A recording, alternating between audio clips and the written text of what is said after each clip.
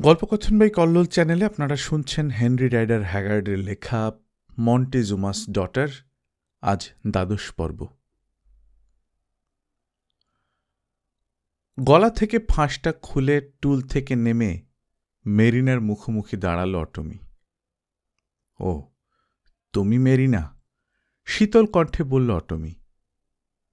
নিজের জন্মভূমির সঙ্গে বিশ্বাসঘাতকতা করে গোটা দেশটাকে ধ্বংস করে দিয়ে লক্ষ লক্ষ মানুষকে খুন করে অসম্মানিত করে এখন এসেছ আমাদের উদ্ধার করতে? তোমার এই অযাচিত সাহায্যের চেয়ে যা করতে যাচ্ছিলাম সেটাই আমাদের জন্য অনেক সম্মানের বলে মনে করি।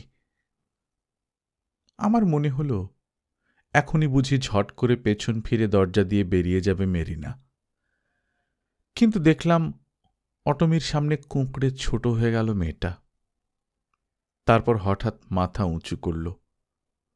বলুন রাজকুমারী, সরাসরি চাইল মেরিনা অটমির চোখে। বলির পাথরে এই টিউলের পাশে আপনি নিজের জীবন দিতে গিয়েছিলেন কেন?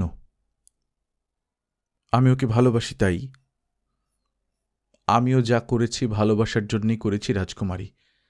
তাতে কে মরল আর কে বাঁচল, দেশের কোনো ক্ষতি হলো কি হলো না দেখতে যায়নি। মেয়ে মানুষের ভালোবাসা অন্ধ। হয়তো অন্যায় হয়েছে আমার কটেজকে ভালোবাসা, হয়তো পাপ হয়েছে আমার। দেশের মানুষের ধিক্কার হয়তো নরকে নিয়ে গিয়ে ফেলবে আমাকে, কিন্তু আমার ভালোবাসা পরোয়া করেনি সেসবের, এখনো করে না। আমার প্রেম কি আপনার কাছে এতটুকু সহানুভূতিও আশা করতে পারে না? মাথা নাড়ল অটমি। দুটো সম্পূর্ণ আলাদা জিনিস মেরিনা। আমার ভালোবাসা কারো কোনো ক্ষতি করেনি, কিন্তু তোমারটা জ্বলে পুড়ে শেষ হয়ে গেছে অ্যানাহুয়াক। প্রাণ দিতে হয়েছে লক্ষ লক্ষ দেশবাসীকে। তোমার বিশ্বাসঘাতক প্রেমিক উপযুক্ত মর্যাদা দেবে বলে কথা দেওয়ার পরও ওই চেয়ারে বসিয়ে সম্রাট গোয়াটেমুককে কি নির্যাতন করেছে সেটা জানতে হলে তোমার এই বন্ধুর দিকে তাকাও একবার। তোমার ভালোবাসা সবার জন্য অমঙ্গল বয়ে এনেছে। কটেজ তোমার বন্ধু টিউলেকে তুলে দিয়েছে তার ব্যক্তিগত শত্রুর হাতে, যেমন খুশি তেমনভাবে নির্যাতন করে কথা আদায় করবার জন্যে। চেয়ে দেখো একবার কি করেছে সে তোমার বন্ধুর। কথা আদায় করতে না পেরে আমাকে নিয়ে আসা হয়েছে এখানে, ওর চোখের সামনে আমাকে অপমান ও নির্যাতন করে ওর কাছ থেকে কথা আদায়ের চেষ্টা করবে বলে। ভালোবাসার দোহাই দিচ্ছ মেরিনা? বলে এর মধ্যে ভালোটা কোথায়? আমরা যে নিজেদের সম্মান রক্ষা করতে আত্মহত্যা করতে বাধ্য হচ্ছি, তার মধ্যে তোমার মঙ্গলটা কি দেখতে পাচ্ছ? তোমারও তো একই পরিণতি হবে ওই লোকটার হাতে যখন... থামুন, দয়া করে থামুন। কোকি উঠল মেরিনা। দুই হাতের তালু দিয়ে বন্ধ করে রেখেছে কান দুটো। অভিশাপ দেবেন না রাজকুমারী। যা করার করেছি, এখন যা হবার হবে। টিউলের কাছ থেকে কথা আদায়ের চেষ্টা করব বলে কর্টেজকে জানিয়েই এসেছি আমি এখানে, কিন্তু আসলে এসেছি আপনাদের পালিয়ে যেতে সাহায্য করব বলে। কিভাবে সেটা জানতে চাইলাম। কাজটা সহজ হবে না, কপালের জোর লাগবে।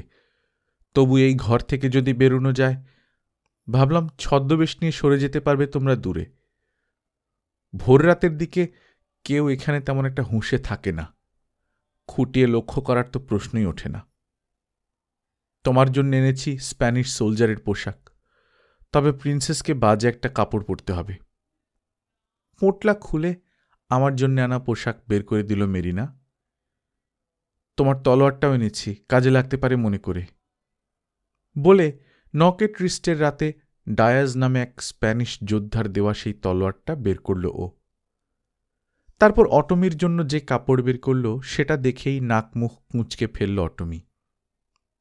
ওগুলো সৈন্যদের ছাউনিতে ঘুরে ঘুরে বেশ্যাবৃত্তি করে যেসব বাজে মেয়ে ছেলে, তাদের লাল হলুদ মার্কা মারা বিশেষ পোশাক। কথা বলে চলেছে মেরিনা। সম্রাট মন্টেজুমার মেয়ে অটমির প্রিন্সেস অটমি কোনোদিন এই পোশাক পরতে পারে তা কেউ কল্পনাও করতে পারবে না। তাই ভাবলাম এটাই হবে ওর জন্য সবচেয়ে নিরাপদ ছদ্মবেশ। প্রথম দিকে ঘোর আপত্তি জানালেও ওই কাপড় পরতে রাজি করানো গেল অটমিকে।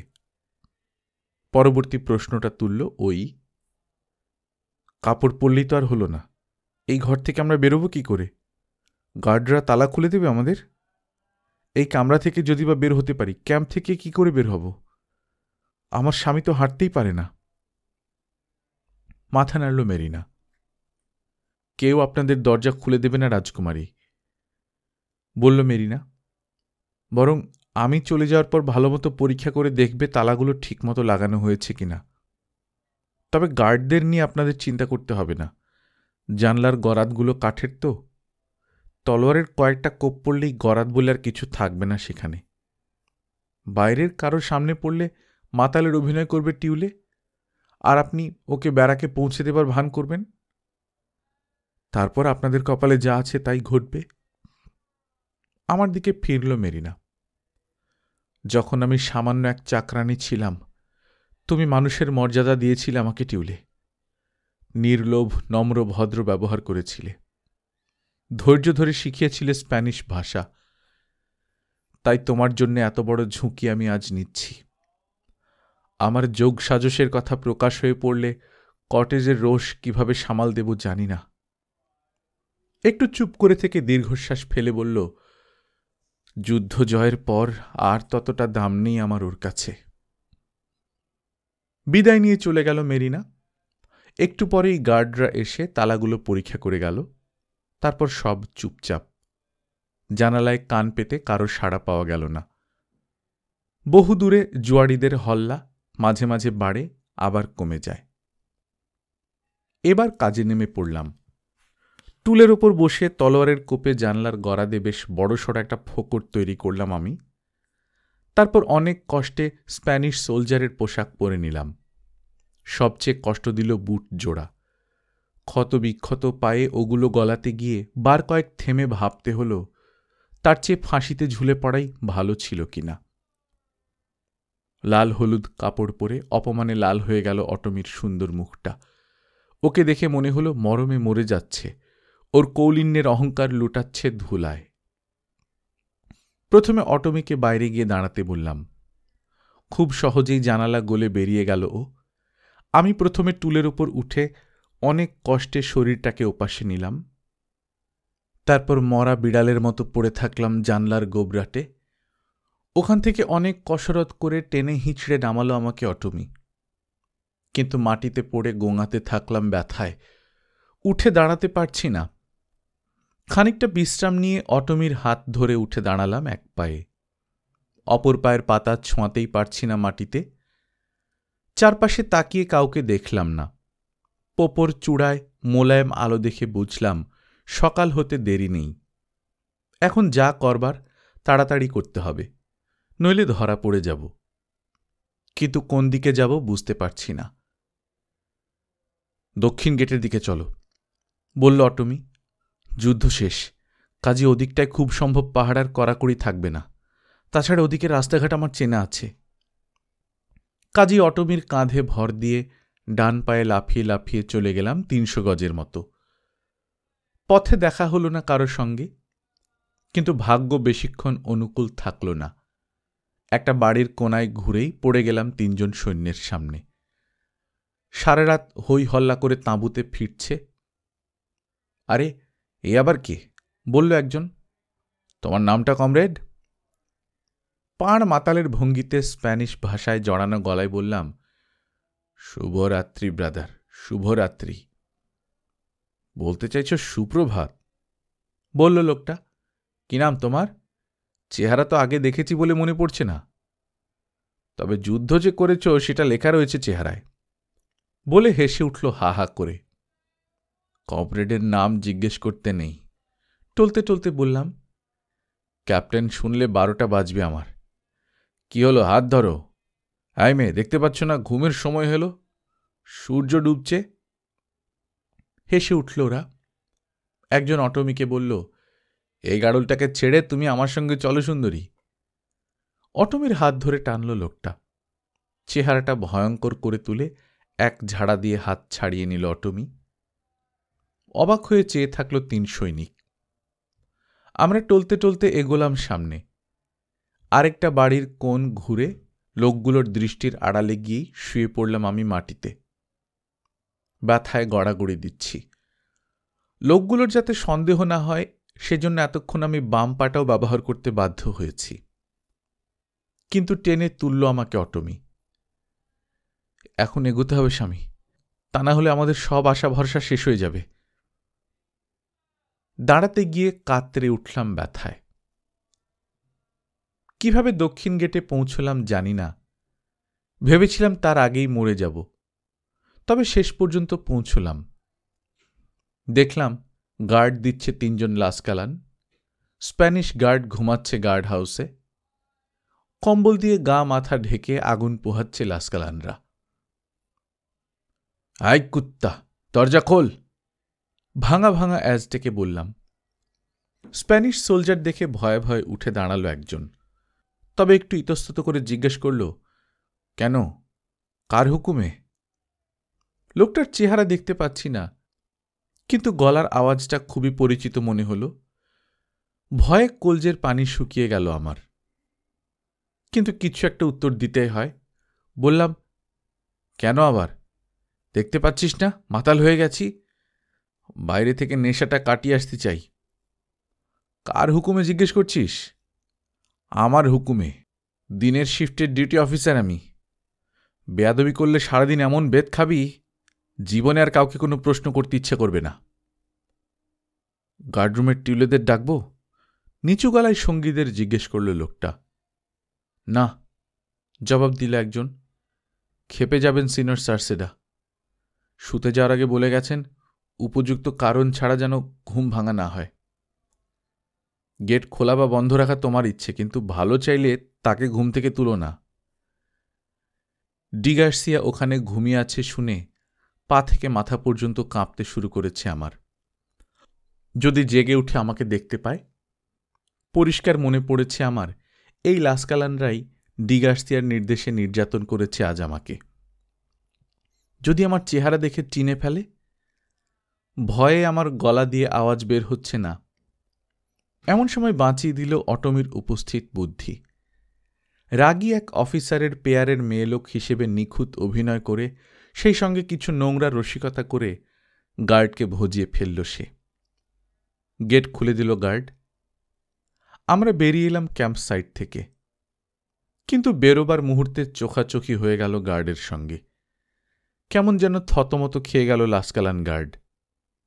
বুঝলাম চিনে ফেলেছে। কথাটা বললাম অটমিকে। আর কিছু করার নেই, বলল অটমি। কষ্ট করে সামনের ওই ঝোপ পর্যন্ত চলো। কিন্তু অর্ধেক পথ গিয়ে হুড়মুড় করে পড়ে গেলাম আমি মাটিতে। চেষ্টা করেও আর উঠতে পারছি না। অবাক কাণ্ড, এত জোর কোত্থেকে এলো অটমির গায়ে বলতে পারবো না। আমাকে পাঁজা কোলা করে বুকে তুলে নিল ও। তারপর 50 কদম হেঁটে চলে এলো অ্যালো ঝোপের আড়ালে। পেছনে ফিরে দেখলাম আসছে লোকটা। একটা কাঁচ বসানো গদা হাতে সন্দেহ নিরসনের জন্য আসছে ও দ্রুত পায়ে। আর রক্ষে নেই। বললাম অটমিকে, আসছে লোকটা। উত্তরে খাপ থেকে আমার তলোয়ারটা বের করে নিয়ে ঘাসের নিচে লুকিয়ে রাখল অটমি। ভান করো যেন ঘুমিয়ে পড়েছ, কানে কানে বলল ও। এটাই আমাদের শেষ সুযোগ। হাত দিয়ে মুখ ঢেকে মরার মতো পড়ে থাকলাম। খানিক পরেই খসখস পায়ের আওয়াজ পাওয়া গেল। ঝোপ সরিয়ে এগিয়ে আসছে কেউ। তারপর টের পেলাম আমার পাশে এসে দাঁড়িয়েছে লাস্কালান। কি চাও তুমি? শান্ত গলায় জিজ্ঞেস করল অটমি। দেখছ না ঘুমাচ্ছে? ওকে ঘুমোতে দাও। ওর মুখটা দেখতে হবে আমাকে, বলেই আমার বাহু সরিয়ে দিল মুখের উপর থেকে। এই তো যা ভেবেছিলাম।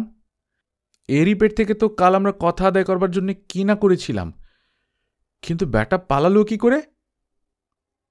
মাথা খারাপ হয়েছে তোমার? কি যাতা বলছো? মাতাল অবস্থায় মারপিট করে এখন পালাচ্ছে মার খাওয়ার ভয়ে। মিথ্যে বলছো মেয়ে, অথবা আসল ঘটনা কিছুই জানা নেই তোমার।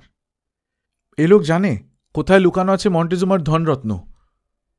বলতে বলতে 2 হাতে ধরে মাথার উপর গদা তুলল লোকটা। মারতে চাইলে মারো, কিন্তু একে খুন করে ফেললে ওই ধনরত্নের সন্ধান পাবে কি করে? একে তো আমি আসলে ভালো মতো চিনি না। সত্যি তুমি যা বলছো তা যদি হয়, তাহলে ধরে নিয়ে যাও না, যেখান থেকে পালিয়েছে সেখানে। আমি ত্যক্ত হয়ে গেছি, এই মাতালকে এখন ঘাট থেকে নামাতে পারলে বাঁচি। ঠিকই তো বলেছ, একে খুন করে ফেলা তো নিজের পায়ে কুড়াল মারা। জ্যান্ত ধরে নিয়ে যেতে পারলে পুরস্কার পাওয়া যাবে সিনিয়র সার্সেডার কাছ থেকে। ধরো, আমাকে একটু সাহায্য করো। নিজেই করো যা করার, বলল অটমি বেজার কণ্ঠে। তবে এর থলেটা হাতে দেখা উচিত না? কিছু পাওয়া গেলে আমরা ভাগ করে নিতে পারি। হ্যাঁ, ঠিক কথাই তো বলেছ, বলেই নিচু হয়ে ঝুঁকে আমার কোমরে বাঁধা থলেটা খোলায় মন দিল লোকটা। ওর পেছনে দাঁড়ানো অটমির চেহারাটা বদলে যেতে দেখলাম। ধক ধক করে জ্বলছে ওর দু চোখ, ঠিক যে আলো দেখেছি নরবলির পূর্ব মুহূর্তে পুরোহিতদের চোখে। ঘাসের নিচ থেকে ছোঁ মেরে তুলে নিল তলোয়ারটা, তারপর প্রাণপণ শক্তিতে চালালো ওটা লোকটার ঘাড় লক্ষ্য করে। টুঁ শব্দ না করে পড়ে গেল লোকটা। তার উপর পড়ল অটমি। ধড়মড় করে উঠে দাঁড়িয়ে চেয়ে রয়েছে লোকটার দিকে, হাতে রক্তাক্ত নাঙা তলোয়ার। একটু নড়তে দেখলেই মারবে আরেক কোপ। ওঠো, বলল ও চাপা গলায়। ওর খোঁজে লোকজন এসে পড়ার আগেই উঠতে হবে তোমাকে। ঝোপ জঙ্গল মাড়িয়ে আমরা এগিয়ে চললাম। জানি না কোন দিকে, কোথায় যাচ্ছি। দুলছে দুনিয়াটা, মনে হচ্ছে সব শূন্য, সব অর্থহীন। তারপর মনে হলো আসলে এই সবই ঘটছে কোন একটা দুঃস্বপ্নের মধ্যে, বাস্তব কিছু নয়। আগুনে লাল করা লোহার উপর দিয়ে খালি পায়ে হাঁটছি আমি স্বপ্নের মধ্যে। তারপর আবছাভাবে দেখলাম বর্ষা তাক করে এগিয়ে আসছে একদল সশস্ত্র লোক। মনে হলো ওদের দিকে ছুটে যাচ্ছে অটমি। তারপর আর কিছুই মনে নেই। জ্ঞান ফিরতে দেখলাম একটা গুহার ভেতর শুয়ে আছি আমি। ম্লান আলো জ্বলছে, আমার উপর ঝুঁকে রয়েছে অটমি। কাছেই শুকনো পাতা পুড়িয়ে কি যেন রান্না করছে একজন লোক। কি ঘটেছে, কোথায় আমি, জিজ্ঞেস করলাম। আপাতত আমরা নিরাপদ স্বামী, বলল অটমি। তোমার খাওয়া হয়ে গেলে সব খুলে বলবো। খাওয়া শেষ হতেই অটমি জিজ্ঞেস করল, তোমার মনে আছে আমাদের পিছু নিয়েছিল একজন লাস্কালান?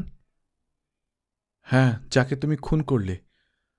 অত মনের জোর কোথায় পেলে তাই ভেবে অবাক লাগছে এখন। তোমাকে বাঁচাবার তাগিদ শক্তি জুগিয়েছিল স্বামী।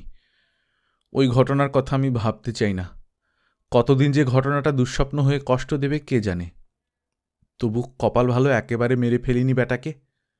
কোপ মারতে গিয়ে কাত হয়ে গিয়েছিল তলোয়ার, অল্প একটু কেটেছে।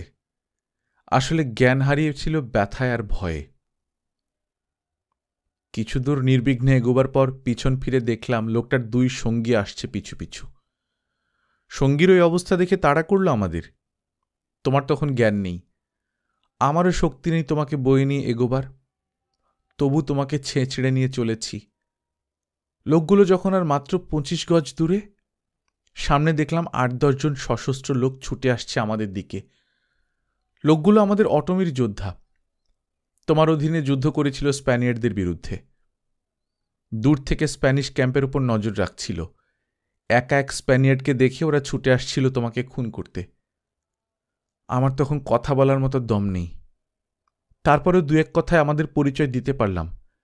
লাস্কালান দুজন আমাদের খুন করতে যাচ্ছে দেখে ওরা ঝাঁপিয়ে পড়ল ওদের উপর। একজন মারা পড়ল তৎক্ষণাৎ, অপরজন বন্দী হলো এদের হাতে। স্প্যানিয়ার্ডরা আমাদের খুঁজতে আসবে বুঝতে পেরে গাছের ডাল কেটে একটা স্ট্রেচারের মতো বানিয়ে পাহাড়ি পথ ধরে তোমাকে বয়ে নিয়ে এসেছে ওরা প্রায় 60 মাইল। এই গুহায় পড়ে আছো গত 3 দিন 3 রাত। অনেক খোঁজাখুঁজি করেছে ওরা।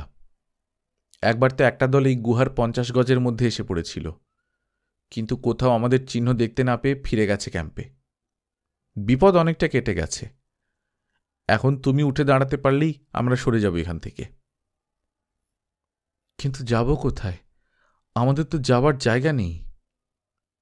সিটি অফ পাইন্সেই আশ্রয় নেবার চেষ্টা করব প্রথমে। সেখানে জায়গা না হলে সাগরের ওপারে যাওয়ার কথা ভাবতে হবে। এছাড়া তো আর কিছু করার নেই। সাগরের কথা ভুলে যাও, এদিকে আর কোনো দেশের জাহাজ আসে না, সব স্প্যানিশ জাহাজ। আর সিটি অফ পাইন্সে কেমন অভ্যর্থনা পাওয়া যাবে সে তো তুমি জানোই। ওখানকার হাজার হাজার বীর যোদ্ধা প্রাণ দিয়েছে আমাদের সাহায্য করতে গিয়ে। ঝুঁকি তো আছেই, তারপরেও চেষ্টা করে দেখব না? এবার এসো, তোমার জখমগুলো বেঁধে দিয়ে একটু জিরিয়ে নেব। আরও 3 দিন ওই গুহায় বিশ্রাম নিয়ে অটমির নিরলস পরিচর্যায় কিছুটা সুস্থ হয়ে উঠলাম। পা যদিও মাটিতে ছোঁয়াতে পারব না, স্ট্রেচারে শুয়ে পথ চলতে অসুবিধা হবে না। রাতে রওনা হলাম আমরা। সিটি অফ পাইন্সের কাছের সেই গিরিপথে পৌঁছতেই থামালো আমাদের প্রহরীরা। পরিচয় দিল অটমি, আমাদের অবস্থার বর্ণনা দিল। তারপর ওদের কয়েকজনকে আগে আগে গিয়ে আমাদের আগমনের খবর দিতে বলল শহরের গোষ্ঠী প্রধানদের।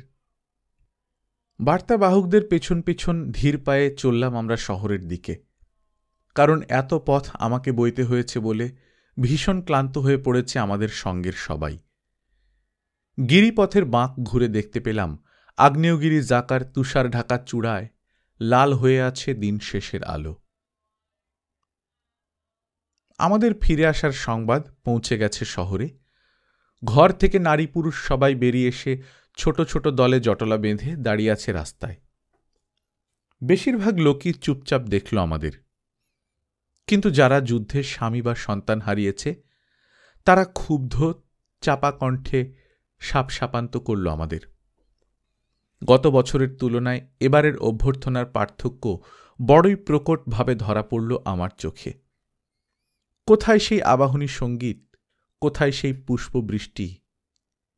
ক্লান্ত চার বাহকের কাঁধে স্ট্রেচারে শুয়ে আছি আমি, আমার পাশে পাশে হাঁটছে মলিন পোশাক পরা রাজকুমারী অটমি। পরিষ্কার বোঝা গেল তাদের শোক, দুঃখ, ক্ষয়ক্ষতি আর চরম বিপর্যয়ের জন্য আমাদেরকেই দায়ী ভাবছে শহরবাসী। যেভাবে দাঁত খিঁচিয়ে চোখ পাকাচ্ছে, এইটুকুতেই ক্ষান্ত দিবে কিনা বুঝতে পারছি না। রাস্তা ছেড়ে টিওকালি বা মন্দিরের বিশাল প্রাঙ্গণ পার হয়ে প্রাসাদে পৌঁছলাম আমরা। সন্ধ্যা হয়ে গেছে। পবিত্র আগ্নেয়গিরি জাকার অন্তরের আগুন সাদা ধোঁয়ার গায়ে লালচে আভা হয়ে বেরিয়ে আসছে। প্রাসাদেও আমাদের অভ্যর্থনার কোনো ব্যবস্থা নেই। সাধারণ টর্টিলা দিয়ে রাতের খাবার খেয়ে শুয়ে পড়লাম আমরা। অনেক রাতে অটমির কান্নার শব্দে ঘুম ভাঙল আমার। ফুঁপিয়ে কাঁদছে অটমি, মনে হচ্ছে বুকটা ভেঙে যাচ্ছে ওর দুঃখে। সন্তান মারা যাওয়ার পর আর কখনো ওকে কাঁদতে দেখিনি। কাঁদছ কেন অটমি? ও, তুমি জেগে আছো? আমি জানলে সামলে রাখতাম নিজেকে। হ্যাঁ, কিন্তু কান্না কিসের জন্য? ভাগ্যদোষে আজ কোথায় নেমে এসেছি। আর একা তো আমি না, তোমাকেও সঙ্গে টেনে নামিয়েছি এই অবস্থায়। কি ব্যবহারটাই না করল রাজ আমাদের সঙ্গে। হ্যাঁ, তার তো উপযুক্ত কারণ আছে। ওর পিঠে হাত বুলিয়ে দিলাম। তোমার কি মনে হয় আমাদের নিয়ে কি করবে অটমিরা? মেরে ফেলবে না তুলে দেবে স্প্যানিয়ার্ডদের হাতে? জানি না, কাল সকালে জানা যাবে সব। তবে প্রাণ থাকতে আত্মসমর্পণ করব না আমি। আমিও না। কর্টেজ বা তার অবতার ডিগার্সিয়ার আদর আপ্যায়ন আর খাতির যত্নের চেয়ে মৃত্যু অনেক ভালো। যাই হোক, অটমিদের হাব ভাব আজ কিন্তু আমার বিশেষ সুবিধার মনে হল না। কি করে মনে হবে? দেশের সেরা সন্তানদের ওরা তুলে দিয়েছিল আমাদের হাতে, আজ তারা কেউ জীবিত নেই। কষ্টে ওদের বুক তো ফেটে যাবেই। কিন্তু তুমি এসব নিয়ে দুশ্চিন্তা করো না তো, ঘুমাও এখন। কালকের সভায় কি সিদ্ধান্ত হয় দেখা যাবে কাল। সব কষ্টেরই শেষ আছে। পরদিন বেশ বেলা করে ঘুম ভাঙল আমার। অটমি অবশ্য খুব ভোরেই উঠে পড়েছে। প্রথমে আমাদের জন্য ভালো খাবার ও পোশাকের ব্যবস্থা করেছে। তারপর অনুগত ও বন্ধু ভাবাপন্ন কয়েকজন লোককে ডেকে এনে তাদের মাধ্যমে খবর পাঠিয়েছে শহরে। দুপুরে প্রাসাদের সিঁড়ি থেকে দেশের মানুষের প্রতি তার বক্তব্য রাখবেন প্রিন্সেস অটমি। তোমার কথা শুনতে আসবে ওরা? জানতে চাইলাম। আসবে, হাসল অটমি। কৌতূহলী টেনে আনবে ওদের। ওরা দেখতে আসবে আমাদের, জানতে চাইবে কিভাবে বেঁচে ফিরে এলাম, আসলে কি ঘটেছিল টেনকটিটলানে। অনেকে আসবে আমাদের উপর গায়ের ঝাল মেটাতে। আসতে হবে সবাইকেই। ঠিকই বলেছিল অটমি। দুপুরের আগেই দেখলাম প্রাসাদের সিঁড়ি থেকে পিরামিডের দেওয়াল পর্যন্ত গিজগিজ করছে মানুষের কালো মাথা। সিটি অফ পাইন্সের সব লোক ভেঙে পড়েছে আজ প্রিন্সেস অটমির বক্তব্য শুনবে বলে।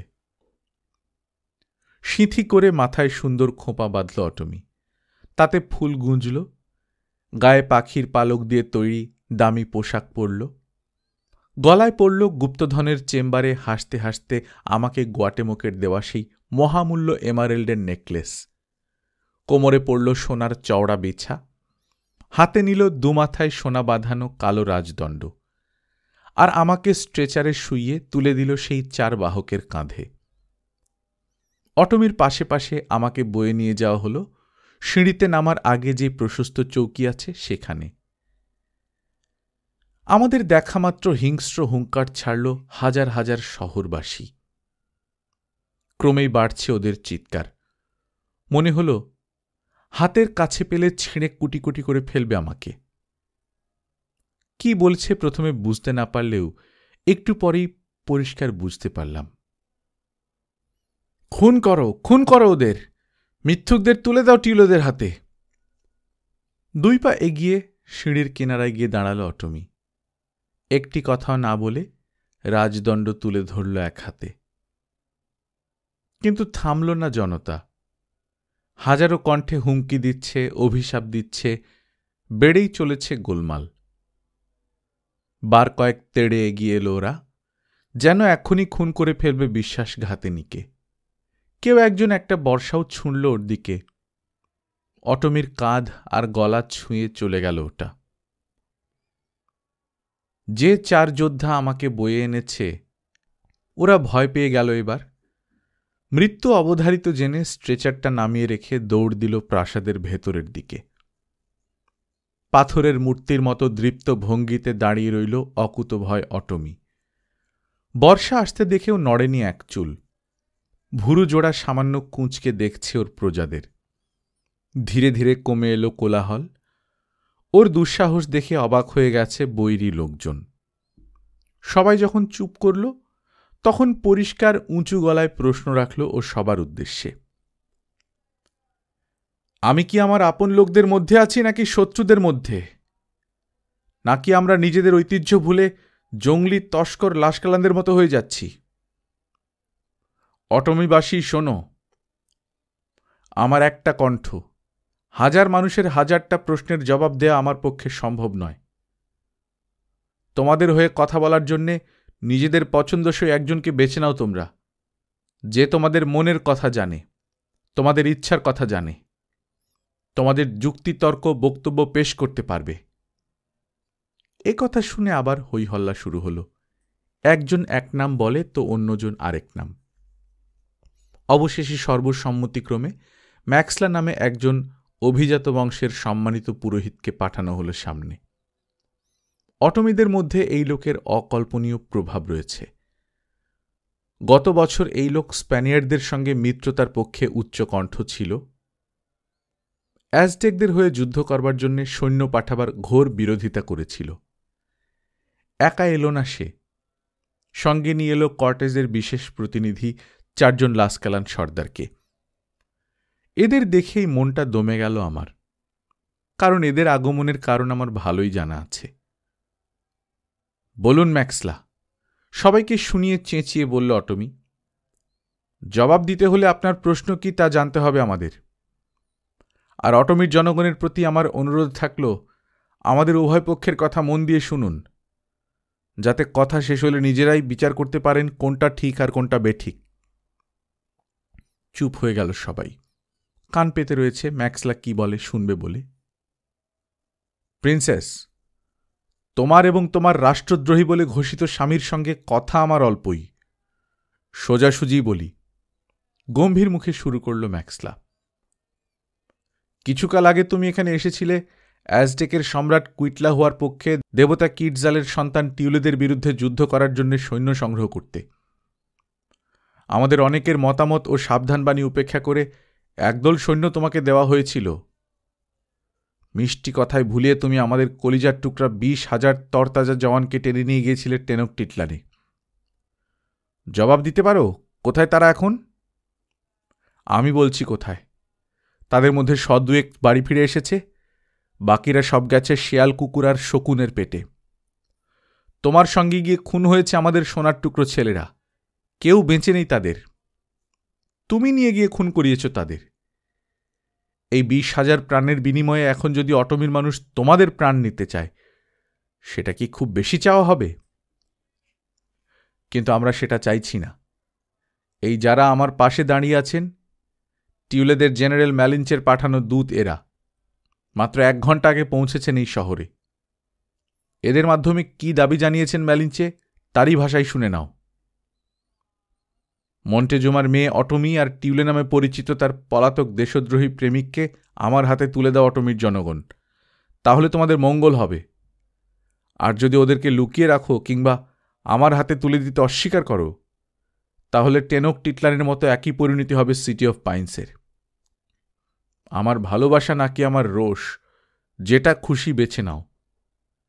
আমার দাবি মেনে নিলে অতীতের অপরাধ ক্ষমা করে দেয়া হবে, অনেক হালকা জোয়াল চাপানো হবে তোমাদের কাঁধে। আর যদি অমান্য করো, জুতোর নিচে গুঁড়িয়ে দেব তোমাদের উপত্যকার রানী সিটি অফ পাইন্সকে, পৃথিবীর বুক থেকে মুছে দেব তোমাদের নাম ও চিহ্ন। কি দূতেরা, এই বার্তায় পাঠাননি ম্যালিঞ্চে আপনাদের মাধ্যমে? হ্যাঁ, ঠিক এই কথাগুলোই তিনি বলেছেন ম্যাক্সলা। আবার রব উঠল জনতার মধ্য থেকে। তুলে দাও, শান্তির স্বার্থে ওদেরকে তুলে দাও ম্যালিঞ্চের হাতে। তবে অটমিকে দাঁড়িয়ে কিছু বলতে উদ্যত দেখে শান্ত হল সবাই। এই পক্ষের কথাও শুনতে চায় তারা। মনে হচ্ছে বিচারের কাঠগড়ায় দাঁড় করিয়েছে আজ আমাকে আমারই প্রজারা। আর শুধু আমাকে নয়, আমার স্বামীকেও। বেশ, একজন মহিলার পক্ষে যতটা সম্ভব আমি বলছি। আমার কথা শুনে আপনারাই সিদ্ধান্ত নেবেন বিচারের রায় কি হওয়া উচিত। কি আমাদের অপরাধ? আমরা কুইটলা হওয়ার নির্দেশে এখানে এসে টিউলেদের বিরুদ্ধে যুদ্ধে তাকে সাহায্য করার আহ্বান জানিয়েছিলাম। কি বলেছিলাম সেদিন আপনাদের? বলেছিলাম অ্যানাহুয়াকের মানুষ যদি একজোট হয়ে টিউলেদের বিরুদ্ধে না দাঁড়ায়, তাহলে একে একে সবারই কোমর ভেঙে পঙ্গু করে দেয়া হবে আমাদের চিরতরে। আমি কি মিথ্যে বলেছিলাম সেদিন? না। আজ দেখতে পাচ্ছি আমাদেরই কোনো কোনো গোষ্ঠী, বিশেষ করে লাস্কালানদের বিশ্বাসঘাতকতার ফলে শ্মশানে পরিণত হয়েছে রাজধানী টেনকটিটলান। ঠিক কথা, একটা গলা শোনা গেল ভিড়ের মধ্য থেকে। হ্যাঁ অটমির জনগণ, সেদিন আমি ঠিক কথাই বলেছিলাম। অ্যানাহুয়াকের প্রতিটা গোষ্ঠী যদি অটমির বীর যোদ্ধাদের মতো টিউলেদের বাধা দিত, আজ ইতিহাস ভিন্ন হতো। ওরা মারা গেছে, সেই শোকে আমাদেরকে শত্রুর হাতে তুলে দিতে চাইছেন আপনারা। কিন্তু আমি ওদের জন্য শোক করছি না, যদিও আমার ঘনিষ্ঠ আত্মীয়রা অনেকেই ছিল তাদের মধ্যে। আমি তাদের জন্য গর্ব অনুভব করছি। রাগ করবেন না, আপনাদের অনেকের মধ্যেই আমি টিউলেদের কৃতদাসে পরিণত হওয়ার প্রবণতা লক্ষ্য করছি। কিন্তু তারা এই দাসত্ব মেনে নেয়নি, দেশের সঙ্গে বিশ্বাসঘাতকতা করেনি, বীরের মতো যুদ্ধ করেছে, বীরের সম্মান নিয়ে মৃত্যুবরণ করে অনন্তকালের জন্য চলে গেছে সূর্যের বাড়িতে। আপনাদের আমি একটি মিথ্যা কথাও বলিনি। ওদের সঙ্গে মিত্রতা করতে গিয়ে যারা আজ টিউলেদের কৃতদাসে পরিণত হয়েছে, তাকিয়ে দেখুন তাদের দিকে। এই লাস্কালানদের দেখুন, কিসের মিত্রতা, কিসের বন্ধুত্ব? চাকর খাটছে ওরা টিউলে প্রভুদের। টেনকটিটলানকে আবার গড়ে তোলার কাজে লাগিয়ে দেওয়া হয়েছে ওদেরকে ইতিমধ্যেই। অটমির পাহাড়ি সন্তানেরা, আপনারাও কি টিউলেদের জুতো, লাথি আর গালি খেয়ে বেঁচে থাকতে চান? ম্যালিঞ্চের সম্পদ বাড়াবার জন্য মুখ বুজে কামলা খাটতে চান? নাকি তীর, ধনুক আর বর্ষা ব্যবহার করে নিজেদের স্বাধীনতা বজায় রাখতে চান? আমি বারণ করছি বন্ধুগণ, ওদের সঙ্গে মিত্রতা করতে যাবেন না। যারা গেছে তাদেরই কাঁধে চেপে গেছে কৃতদাসত্বের জোয়াল। দম নেবার জন্য থামল অটমি। দ্বিধার গুঞ্জন শোনা গেল জনতার মধ্যে। কিছু বলার জন্য এক পা এগিয়েছিল ম্যাক্সলা, কিন্তু অনেকগুলো কণ্ঠ চেঁচিয়ে উঠল, অটমি, অটমি, অটমির কথা শুনি আগে। ধন্যবাদ, বলল অটমি। আমার আরও কিছু কথা বলার আছে। তাহলে দেখা যাচ্ছে আমাদের অপরাধ, আমরা টিউলেদের বিরুদ্ধে যুদ্ধ করবার জন্য এখান থেকে সৈন্যদল নিয়ে গিয়েছি। এই যোদ্ধাদের আমরা নিলাম কি করে? আমরা কি বাধ্য করেছিলাম আপনাদের যুদ্ধ করতেই হবে? কোনো রকম জোর জুলুম করেছিলাম? না। আমি গোটা অবস্থাটা বুঝিয়ে বলার পর আপনাদের বলেছিলাম আমার কথা মেনে নেওয়ার কোনো দরকার নেই। নিজ নিজ বুদ্ধি খাটিয়ে আপনারাই বেছে নেবেন নিজেদের পথ, নিজেরাই সিদ্ধান্ত নেবেন এদিক না ওদিক। আপনাদের ওপরই নির্ভর করছে অ্যানাহুয়াকের ভবিষ্যৎ। অ্যাজটেকদের সঙ্গে মিত্রতা নাকি টিউলেদের জোয়াল। আপনারা স্বাধীনভাবে বেছে নিয়েছিলেন কি করবেন, স্বেচ্ছায় পাঠিয়েছিলেন আপনাদের সন্তানদের। আপনারা যদি ভুল সিদ্ধান্ত নিয়ে থাকেন সেটা আমাদের অপরাধ হয় কি করে? যদিও আমি এখনো মনে করি না সে সিদ্ধান্ত আপনাদের কোনো ভুল ছিল। আজ আপনারা মনে করছেন ভুল হয়েছিল সেদিন। সে ভুলের প্রায়শ্চিত্ত হিসেবে আমাদের দুজনকে যদি টিউলেদের হাতে তুলে দেন, তাহলেই ওদের সঙ্গে আপনাদের মৈত্রী হয়ে যাবে। ভেবে দেখুন আরেকবার, আপনাদের 20,000 সন্তান ওদের অন্তত 20,000 জনকে খতম না করে কি এমনি এমনি মরে গেছে? ভাবুন, আমাদের টিউলেদের হাতে তুলে দিয়ে চিরশান্তি লাভ করতে চান, ভালো কথা, কিন্তু তার আগে ওখানে আমাদের কি অবস্থা হয়েছিল তার কিছু বর্ণনা শুনে নিন। কোত্থেকে শুরু করব? এই লাস্কালানদের সহায়তায় আমাদের রসদ সরবরাহ বন্ধ করে দিল টিউলেরা, অবরোধ করে রাখল মাসের পর মাস। আমার একটা ছেলে হয়েছিল, বেঁচে থাকলে ও আজ আপনাদের প্রিন্স হতো। আমার চোখের সামনে দিনের পর দিন খেতে না পেয়ে একটু একটু করে শুকিয়ে মরে গেল ছেলেটা। কিন্তু না, এজন্য আমার কোনো অভিযোগ নেই। আমার একটা ছেলে গেছে, আপনাদের কাছে হাজার হাজার। এরপর জ্বালাময়ী ভাষায় স্প্যানিয়ার্ডদের নির্মমতার পরিষ্কার চিত্র তুলে ধরল অটমি শ্রোতাদের সামনে। শোনাল তাদের বীর সন্তানরা আমার নেতৃত্বে কি আশ্চর্য সাহসের সঙ্গে লড়াই করেছে দেশের জন্য, স্বাধীনতার জন্য। পুরো 1 ঘণ্টা ধরে যুদ্ধের বর্ণনা শোনাল মন্ত্রমুগ্ধ শ্রোতাদের। যখনই আমার প্রসঙ্গ উঠল, যে অল্প কয়েকজন যোদ্ধা ফিরে আসতে পেরেছে তাদের কেউ না কেউ চিৎকার করে সমর্থন জানালো অটমিকে। সত্যি কথা, আমি ছিলাম ওখানে, আমি নিজের চোখে দেখেছি। আমাদের সাধ্যমতো সব কিছু করবার পরেও, বলল অটমি, শেষ রক্ষা হল না। জ্বালিয়ে পুড়িয়ে ধুলোয় মিশিয়ে দিল ওরা টেনক টিটলান। আমার চাচাতো ভাই সম্রাট গোয়াটেমক বন্দী হল ম্যালিঞ্চের হাতে, আর তার সঙ্গে ধরা পড়ল আমার স্বামী টিউলে। বন্দী হলাম আমি, আমার বোন সম্রাজ্ঞী টেকুইচপো এবং আরও অনেকে। ম্যালিঞ্চে শপথ করে বলেছিল সম্রাট ও আমাদের সঙ্গে ব্যবহারে যথোপযুক্ত সম্মান ও মর্যাদা রক্ষা করা হবে। সেই সম্মান আর মর্যাদার নমুনা দেখা গেল কয়েকদিনের মধ্যেই। সম্রাট গোয়াটেমককে বসানো হলো নির্যাতনের চেয়ারে, আর ওদের লাস্কালান দাসটা জ্বলন্ত চুলো এনে রাখল তার পায়ের নিচে। আগুনে লাল করা সাঁড়াশি দিয়ে চিমটে ধরে ক্ষতবিক্ষত করল তার সারা দেহ। কিসের জন্যে? তারা জানতে চায় কোথায় লুকানো আছে মন্টেজুমার বিপুল ধনরত্ন। ধিক মিথ্যেবাদী বিশ্বাসঘাতক ম্যালিঞ্চোকে! একা গোয়াটেমক নয়, পাশের চেয়ারে বসিয়ে একইভাবে নির্যাতনে জর্জরিত করে সম্মান দেখিয়েছে ওরা টাকুবার প্রিন্স আর আমার স্বামী টিউলেকেও। আপনারা জেনে খুশি হবেন, একটা শব্দ বের করতে পারেনি ওরা এই 3 জনের কারো মুখ থেকে। তারপর আমাকেও নিয়ে যাওয়া হয় ওদের কামরায়। ওদের ধারণা চোখের সামনে আমার উপর নির্যাতন করলে সব কথা বলে দেবে আমার স্বামী। মৃত্যুর মুখ থেকে নেহাত কপাল জোরে ফিরে এসেছি আমরা, আর এখানে এসেছি আশ্রয়ের সন্ধানে। আসতাম না যদি জানতাম আমার নিজের মানুষদের কাছে আজ আমাকে এইভাবে জবাবদিহি করতে হবে। প্রিয় দেশবাসী, আপনাদের কাছে আমার অনুরোধ, বেঈমান ম্যালিঞ্চের কথায় ভুলবেন না, কিছুতেই আত্মসমর্পণ করবেন না। স্বাধীন থাকুন, তাতে যদি শেষ পর্যন্ত মৃত্যু হয় তাও ভালো। মৃত্যু তো হবেই এক সময়।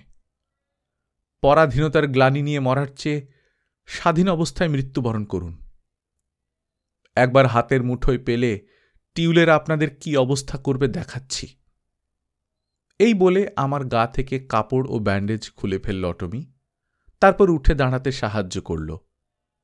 এক পায়ে ভর দিয়ে দাঁড়ালাম আমি। চেয়ে দেখুন, তীক্ষ্ণ কণ্ঠে বলল অটমি। আঙুল তুলে একে একে দেখালো সবাইকে আমার সারা শরীরের জখমগুলো। দেখুন টিউলেদের সম্মান ও মর্যাদার নমুনা, দেখে সাবধান হন, নইলে এই একই রকম দাগ পড়বে আপনাদের গায়েও। আপনাদের সমস্ত সোনা ওদের হাতে তুলে দিয়েও কিছুতেই লোভ মেটাতে পারবেন না। অটমি থেমে যাওয়ার পর পুরো 1 মিনিট চুপ করে থাকল শ্রোতৃবৃন্দ। টু শব্দ নেই কারো মুখে।